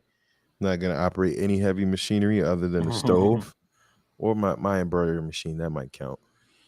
Yeah, man. Well, bingeables, man. What have you been watching lately? For bingeables, man, I got a few things. You know, one, you know, you guys know I've been watching and Just Like That, which is the reboot of Sex and the City. The episode last night, they didn't list it as being the finale, but the way it went down, it felt like the finale. So the episode's normally 30 minutes. It was 40 minutes long. It kind of had some closure and things like so. It felt like a finale, even though it wasn't listed as a finale. So I'm assuming that it was the finale. Typical HBO. Yeah, HBO. You know, I've also been watching the Righteous Gemstones, which is also an HBO show, which is crazy funny, man. I love that show. Danny McBride is a damn genius, man. Also been watching Billions, season 6 of Billions. Episode 2 was last week, so episode 3 will be tonight of the new season. And then Olympics, man. I've been watching the Olympics. Like, I love the Olympics. Like, I don't know if it's just because it's once every 4 years or whatever. Like, you know, like even though I'm from Florida, so I'm not into winter sports. You know what I mean? Obviously, right? But I don't know. Like I used to watch like only like the figure skating. My wife loves figure skating, so we ended up watching it together. And then when they added snowboarding, I used to watch that. And then one year, you know how when Olympics come on, that shit be like on every channel. You know, be like on 13 different channels and shit. You know. And one year I'm flipping through, and I saw the curling, like the shuffleboard on ice. Shit.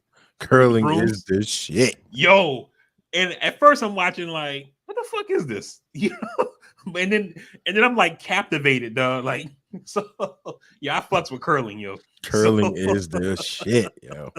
And you know what I think it is? I think it's because I see myself in like, yo, this guy's like an overweight middle-aged guy who looks like unathletic, and he's in the Olympics, dog. Like, curling's for the everyday man. You know what I mean? Right. So I've been watching the Winter Olympics like crazy, and the last medal count that I saw U.S. so far has only gotten 2 medals so far. But I mean, it's early. Events started like on Wednesday or Thursday. Looks like Norway is in the lead with 3 overall medals. Sweden with 2, I was gonna say and Sweden. then Russia with 5, and then the U.S. is down in 13th in the medal count with 2 silvers. Yeah, I'm not But surprised. it's early. It's early. So I'm not but yeah, surprised. and then the Switzerland is final cold as thing, shit year round. yeah, and then the final thing I watched was I watched this show on Showtime, or not a movie called Queen Pins. I'm not sure if you saw that or heard of it. It sounds familiar. It's starring Kristen Bell and Kirby Howell Baptiste. No, definitely haven't seen it.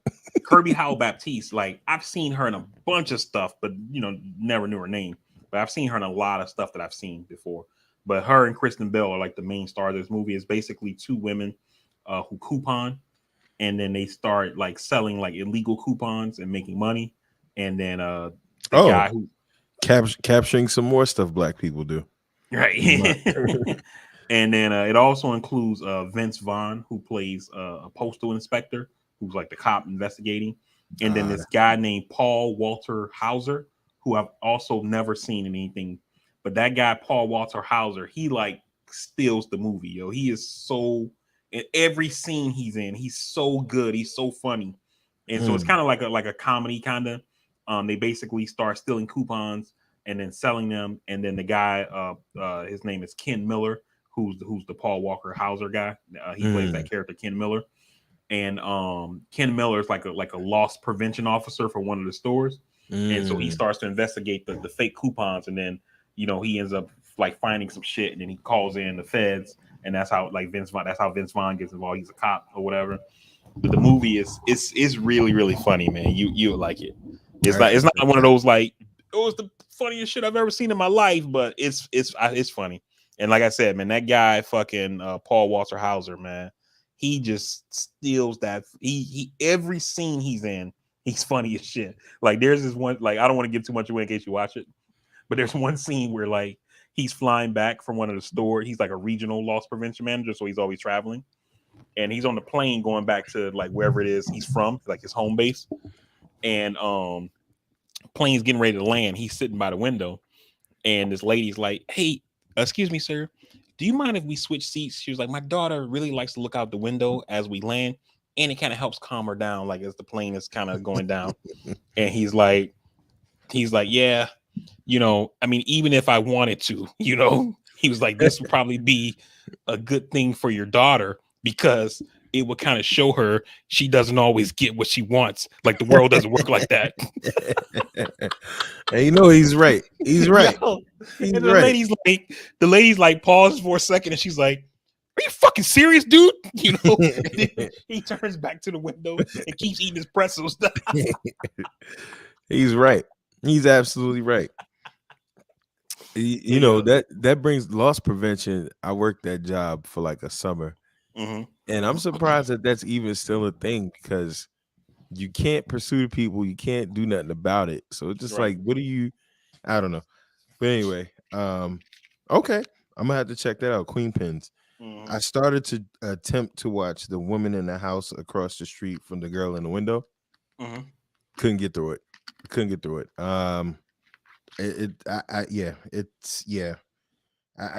it. Kristen Bell is in it. Michael Ealy's in it. I think supposedly it might have been a parody on something. It's supposed to be comedic. I can't get into it. I watched Out from the Cold, which is a Netflix spy series, Russian spy series. What's it called again? Out from the Cold. Okay. Basically, this mom has been she's been, a sleeper Russian spy for years, and now she's a mom and all of that. But they get right into it, and it's based super fiction. It teeters on that fictional, but I'm in reality type thing. Yeah. So sounds like Long Kiss Goodnight a little bit. Yeah, very much so, but not in the sense that she lost her memory. Gotcha. She's just bullshitting. It's super phony. I mean, the fight sequences are pretty decent.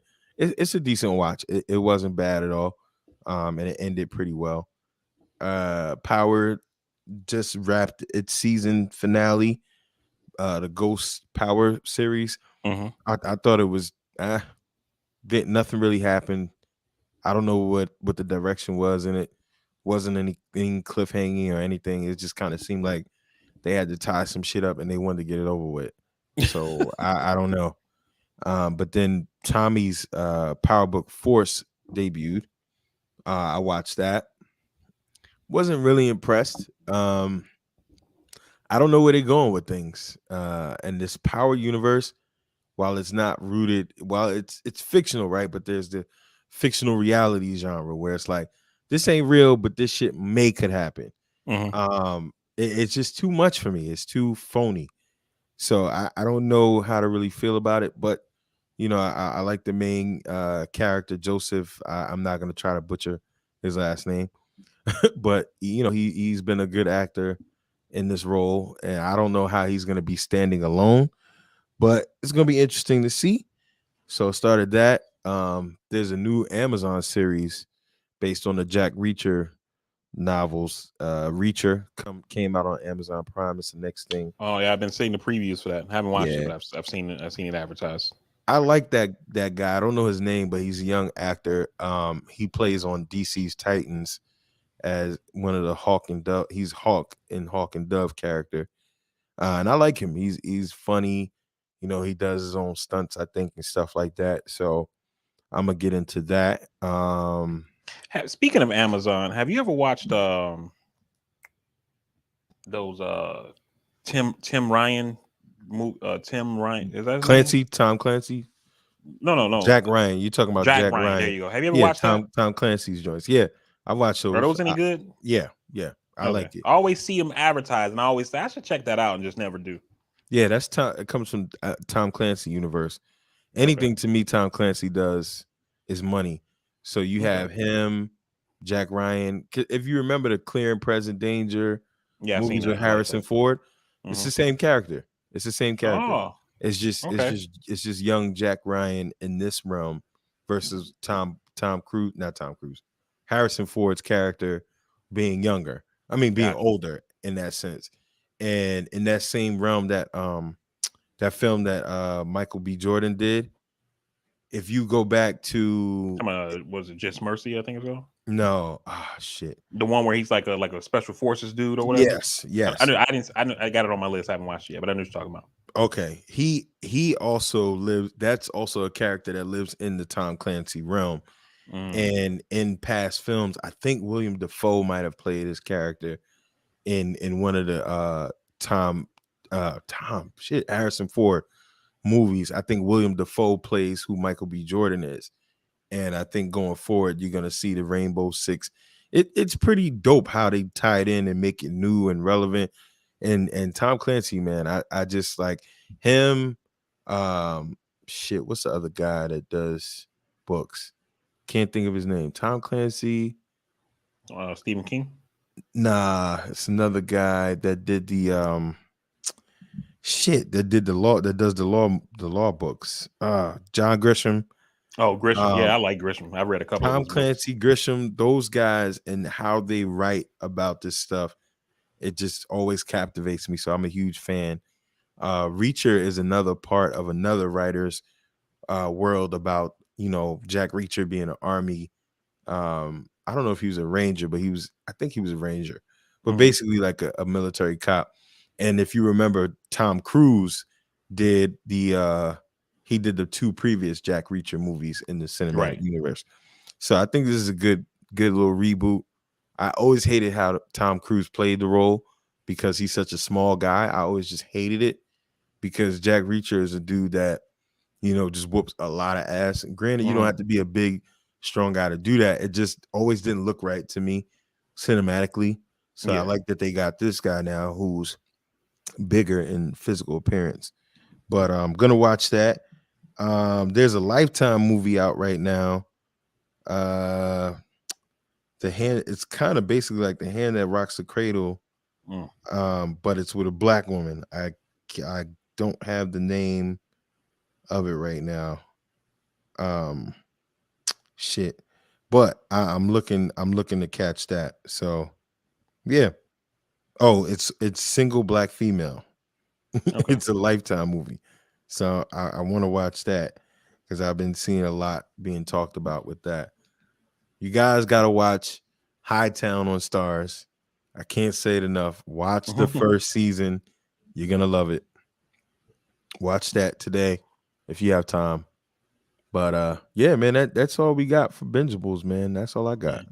And all and if anybody wants to get into some oldie but great bingeables on Amazon Prime, they added Different Strokes, Mm, the Jeffersons, and mm, Sanford and Son. So mm. if people want to get into some old, some good shit. Yeah, I might have to watch Different Strokes again because I've watched the others over again, but Different Strokes, I was super young, Yeah, I've like watched. if alive, in the beginning part of it. I don't even know if Yeah, I was alive, but I watched them all when I was young, and then different. I haven't seen Different Strokes since being a kid. When I was in right. when I was in Iraq, man, like they had like all the old school shows there, and we used to go and buy the DVD sets of the seasons, and just be passing them shits around throughout the unit, watching them. So I mean I've watched Sanford and Son probably like 3 times that whole deployment. Jefferson's a bunch.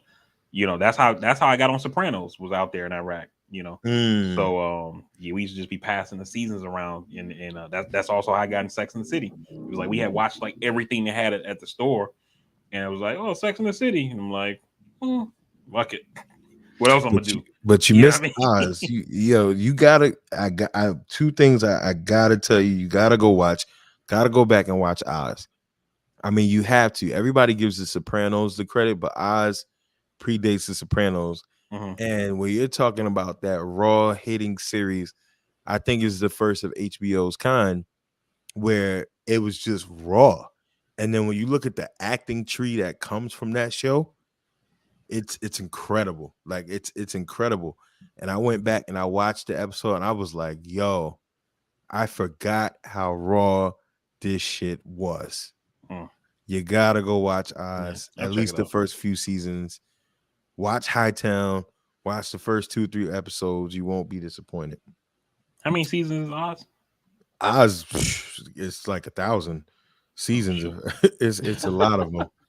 It's a that's not lot of good them then. joints. Because usually when I start binging shows, like I be on, like you know me, I'd be like, yo, I watched the whole thing over 2 weeks. Yep. So if it's a lot of seasons, man, I gotta like try to strategically start it. Yeah.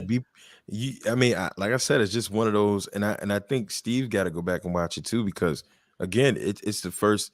We're talking about HBO. HBO over the last 25 years has had probably some of the most critically acclaimed, iconic TV series, bar none.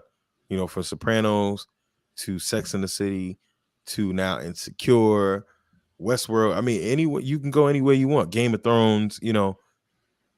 Oz was the first one where they pushed the envelope, man. And Mm. I mean, you got guys like J.K. Rowling that came from it. I mean, it's so many guys, so many people that acted on that show, and it was incredible, man. I mean, yeah, yeah. I highly recommend it. Highly recommend Yeah. it. VP, man. We started early. We getting out 12 still somehow. Uh, but yeah, man. I mean, we about 2 hours in, man. Break us down. Hey, we definitely appreciate everybody who came through and listened to the podcast live. For those of you who listen to the broadcast live, whether on YouTube, Facebook, Twitch, we definitely appreciate you doing so. While you're here, if you could do us a favor and go ahead and hit that like button, maybe subscribe, turn on the notification bell, share the video, tell a friend, let's grow the audience. We definitely would appreciate you for that. For those of you who will listen once the episode is posted, we definitely appreciate you taking that time out of your day as well to listen to us give our thoughts on things that are happening. And you can find this podcast on all podcasting platforms. Just search Castworthy. You can also follow us on any of our social media at Castworthy. On Instagram, though, it's at Castworthy_podcast. You know, as I always say, COVID is still happening out there. You heard Steve in the broadcast, literally on his way to go get tested. So, if you're going to be out in public, wear a mask. Hopefully you get vaccinated. Hopefully you get boosted. Do what you got to do to protect yourself. And then the final thing I'll say is, if you have a chance, hit somebody up, text somebody, call them, see how they doing, check in on them, man. You never know what's going on with people. You never know where they are in their headspace. So, check in on your loved ones, your friends, your family, just to see, hey, you're on my heart, you're on my mind. How you doing? I just want to check in, see how you're doing, let me know if you need to talk, that kind of thing like that. You never know what it could mean for somebody to drop a line and just see how they doing. So, so do that for your loved ones and your people that are close to you. But yeah, we're gonna go ahead and get up out of here, yo. We definitely appreciate you guys for rocking with us. We love you. We're out. We'll see you in the next one.